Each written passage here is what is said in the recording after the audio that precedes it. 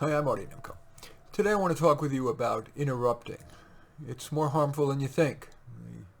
I want to focus on the benefits of waiting, not just waiting till somebody finishes talking, but waiting a full second after a person finishes an utterance.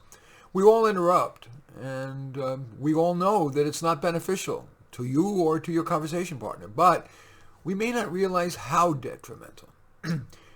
You're more tense, feeling you need to be ready to jump in before the person even finishes. You deny yourself the second or so after they finish to gather your thoughts. And any counterpoint you might make could be wrong, and you might have avoided having made it if you allowed the person to finish. You appear rude. Consciously or not, people feel disrespected when they're not allowed to finish what they're saying. You appear egotistical, and that you believe the other person is inferior. You see, interrupting implies that you deem your words more worthy than the remainder of what the person has to say.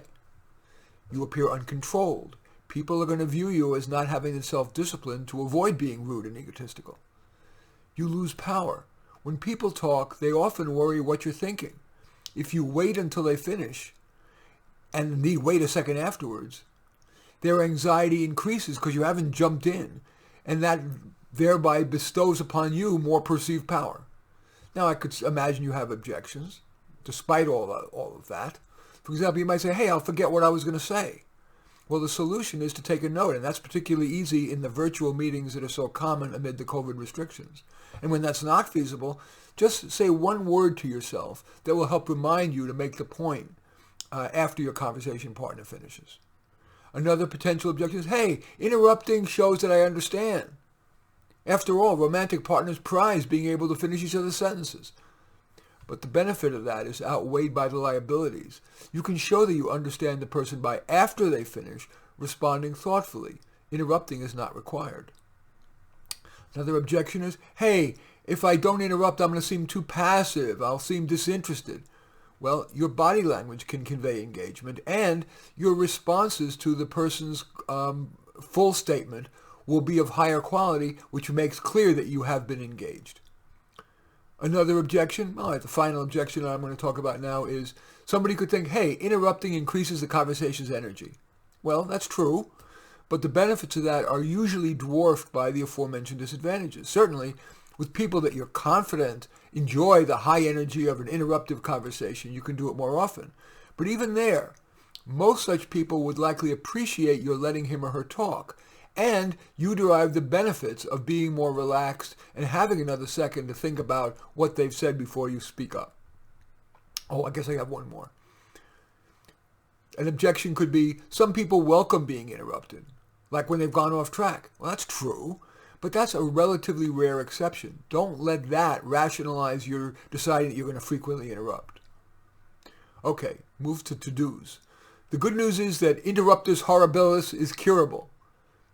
Keep top of mind the main benefit that you would derive from not interrupting. That's going to motivate you. Maybe it's one of the aforementioned. Or today, one of my clients said the main reason he's going to try to keep top of mind that he doesn't want to interrupt is he thinks it'll make him more promotable, which is true.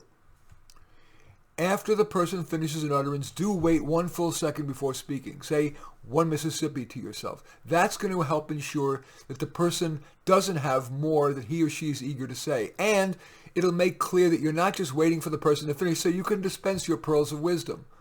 Plus, that 1 second gives you time to think. And just that 1 second, countless memory neurons, brain neurons fire. Except in certain subcultures and work cultures. For example, Supreme Court justices interrupting the litigants. Interrupting yields far more liabilities than benefits. Fortunately, there's no need to be perfect. An occasional interruption, especially a brief interjection, without expecting your conversation partner to stop like, or good point, that's fine.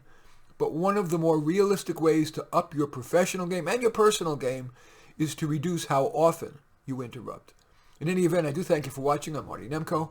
I welcome your thumbs up and accept your thumbs down. I always look forward to your comments, and especially like it if you hit the share button below. Share on your social media so that my efforts can have broader impact. And I am flattered if you choose to subscribe to my channel. And in any event, I do thank you for watching. I am Marty Nemko.